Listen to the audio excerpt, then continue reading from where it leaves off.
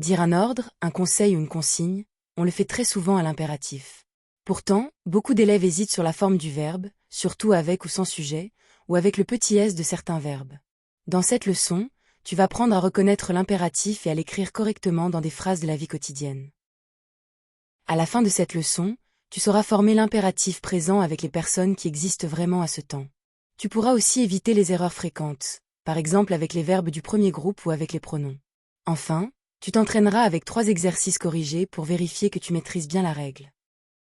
L'impératif présent sert à donner un ordre, un conseil, une invitation ou une interdiction.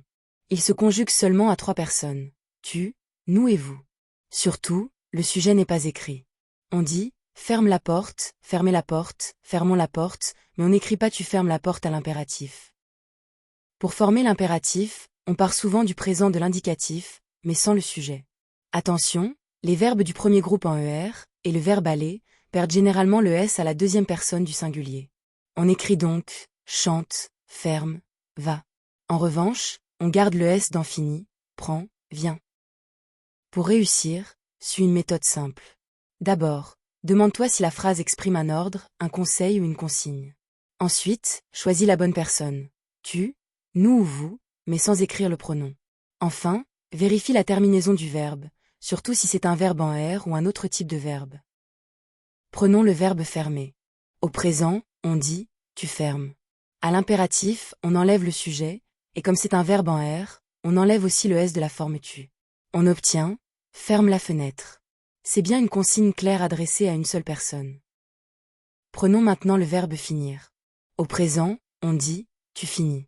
À l'impératif, on enlève seulement le sujet, mais on garde le S, car finir n'est pas un verbe du premier groupe. On écrit donc « finis ton exercice avant midi ». Ici, la terminaison aide à distinguer les familles de verbes. Voyons une forme avec plusieurs personnes. Avec le verbe prendre, on dit « nous prenons et vous prenez au présent ». À l'impératif, cela devient « prenons nos cahiers et prenez vos cahiers ». Le sujet disparaît, mais les formes verbales restent correctes.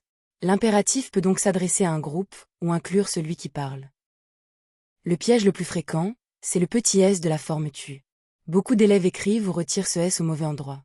Retiens bien cette différence. Avec les verbes en R, on écrit parle, mange, saute. Avec beaucoup d'autres verbes, on écrit finit, prend, vient. Il faut donc identifier le verbe avant d'écrire. Premier entraînement. Transforme cette phrase au mode impératif, à la deuxième personne du singulier, tu ranges ta chambre tout de suite. Demande-toi d'abord si le verbe est en ER, puis enlève le sujet. Mets la vidéo en pause et essaie.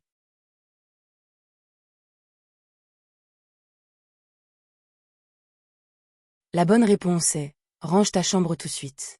Le verbe ranger est un verbe en R.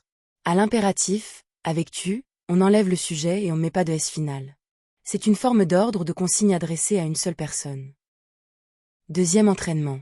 Transforme cette phrase à l'impératif, à la deuxième personne du singulier, tu choisis une carte. Cette fois, le verbe n'est pas R. Réfléchis à la terminaison avant d'écrire.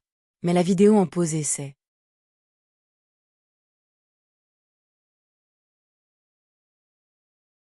La bonne réponse est « choisis une carte ». Le verbe choisir n'est pas un verbe en R. On enlève le sujet, mais on garde le S à la forme tu. C'est exactement le contraire du piège rencontré avec les verbes comme chanter ou fermer.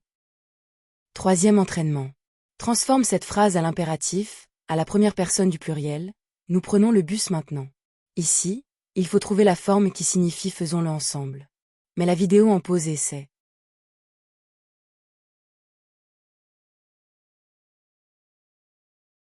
La bonne réponse est « prenons le bus maintenant ».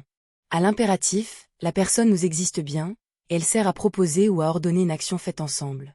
On supprime donc le sujet nous, mais on conserve la forme verbale correcte, prenons. Retenons l'essentiel.